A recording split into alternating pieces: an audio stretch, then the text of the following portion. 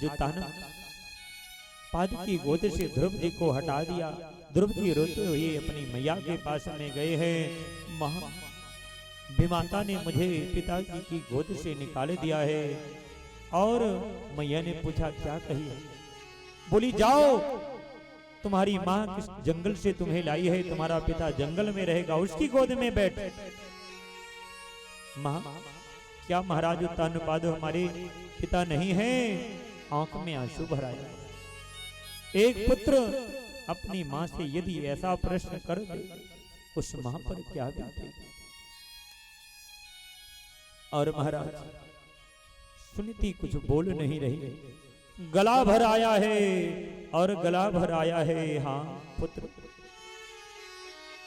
महाराज उत्तानपाद ने कुछ नहीं कहा। न मां, तुम्हारी विमाता ने जो कहा है वही सत्य है। तुम्हारा पिता उस जंगल में, उसकी खोज करके आओ और उससे मिल करके ही आना, और मिल करके ही आना, खोज करके ही आना, नहीं तो मुझे अपना मुख मत दिखाना। और शिक्षा दिया है, प्रथम गुरु मां ने शिक्षा दिया है, अतिष्ठ ततात विमात्रत्वः मुक्तम समात्रापि यदेद नीलिकम् अराध मोक्ष पाद पदमम् यदेक्षसे रेष सनोत्तमो यथा। महाराज आज मैया ने कहा कि हे पुत्र, अपनी विमाता का मंगल मत मनाओ और तुम जाकर के उन्हीं हरि का ध्यान करो जो सबके पिता हैं।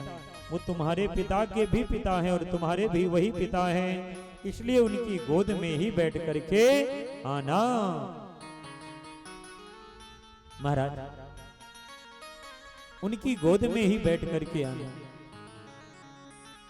आज सुखदेव मुनि कहते हैं कि हे राजा, माता से बढ़ करके गुरु कौन हो सकता है?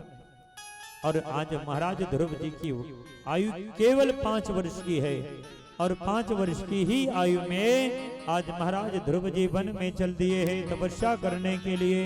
और जो ही तपस्या करने के लिए चले हैं तो क्या हुआ?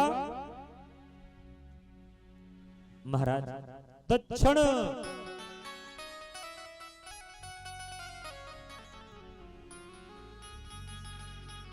आज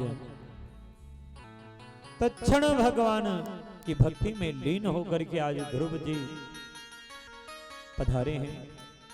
और ध्रुव जी पधारे हैं तो नारद मुनि मिल गए हैं। और नारद मुनि मिल गए हैं, नारायण नारायण पुत्र कहां जा रहे हो, कहां जा रहे हो? प्रणाम किया है। कैसे? साष्टांग प्रणाम किया है।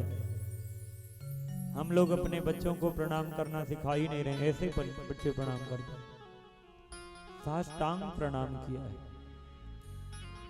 यदि अपने बच्चों को संस्कारित बनाना है तो उन्हें 5 वर्ष में जो भी बना लोगी वो बना जो, नहीं इसके बाद में वो शर्म के मारे फिर किसी को ना प्रणाम करेंगे ना सम्मान करेंगे। और जहां 10-12 वर्ष के 15 वर्ष के हो जाएंगे तो आपका भी सम्मान नहीं करेंगे ना आपको भी प्रणाम करेंगे।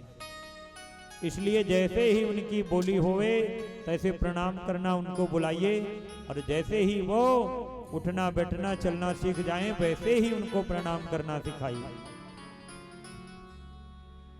मॉडल युग में पढ़ाइए खूब इंग्लिश मीडियम से, और सारी शिक्षा उन्हें दीजिए, लेकिन संस्कार आपको कोई विद्यालय में नहीं दिया जाता है। संस्कार का केवल धर्म माँ का है,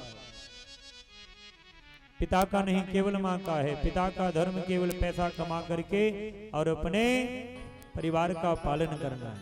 ये धर्म केवल माँ का है। जिस घर में बच्चे अगर प्रणाम नहीं कर रहे हैं तो समझिए कि उसमें माँ का ही दोष है।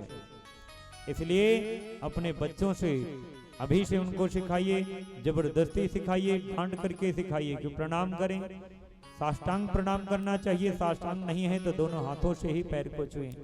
और फिर वो देखिए दुनिया में कभी मांस मुद्रा, कभी अभक्ष अभक्ष भोजन और कहीं असंस्कार कोई बातें नहीं करेंगे और कोई शिकायत आपके ऊपर नहीं आएगी, ये मेरा दावा है।